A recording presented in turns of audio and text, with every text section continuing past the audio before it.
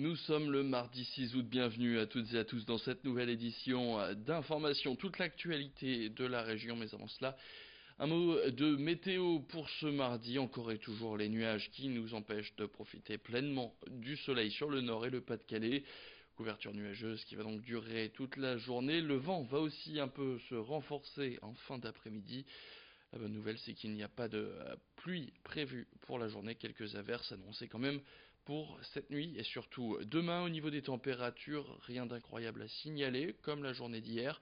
On attend entre 19 degrés du côté de Boulogne-sur-Mer, 22 degrés dans le Dunkerquois et 23 degrés du côté de la métropole lilloise.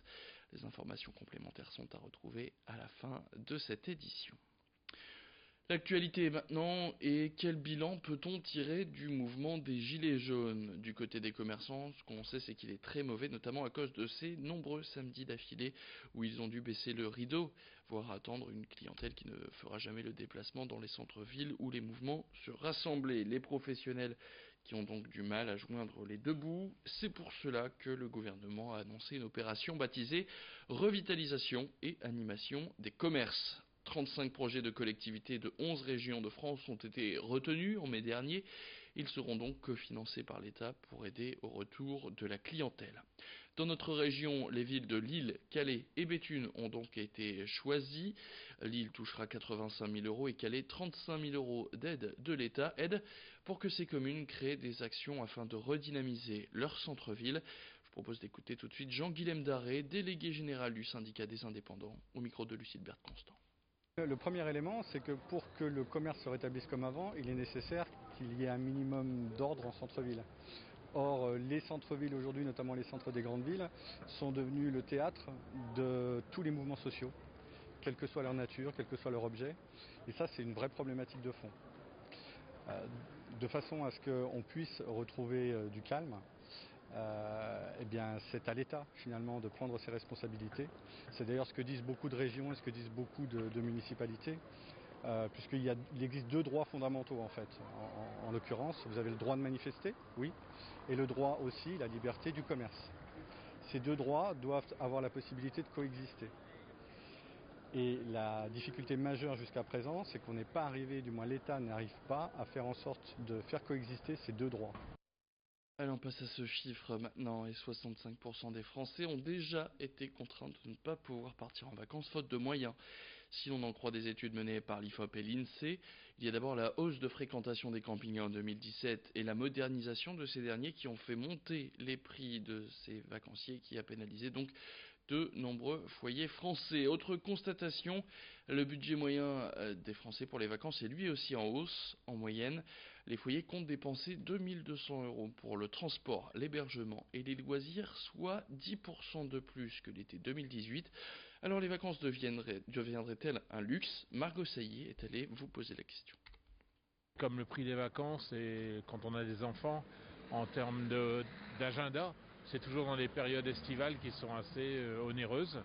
Et ça m'est déjà arrivé, oui. Non, ça m'est pas arrivé jusqu'à présent et si ça m'arrivait, je travaillerais davantage pour pouvoir m'offrir des vacances. On peut partir faire le tour du monde ou partir à 50 km. Donc forcément, il y a toujours un problème de budget. Ah oui, moi ça m'est déjà arrivé, faute de moyens à l'époque, quand on était à 13 dans la famille, on pouvait pas partir, se permettre de partir, mon père n'avait pas de voiture, voilà quoi, on prenait les bus à l'époque.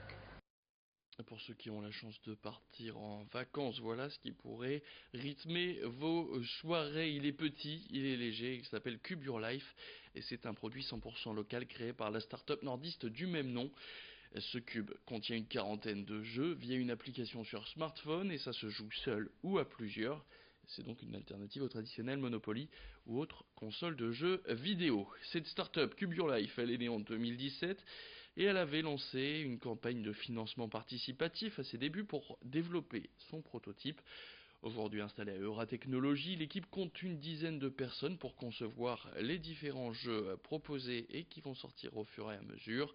Alors pour avoir son propre cube, il faut compter 30 euros. Rendez-vous sur leur site internet cubeyourlife.com. La commercialisation en magasin de jouets est, elle, prévue d'ici les fêtes de fin d'année. Edil Gunay a rencontré Thomas Dupuis et Olivier Finet. Je propose tout de suite de les écouter. On ne part plus en vacances avec toute sa armada et toutes ses boîtes de jeux. On a juste besoin de son téléphone.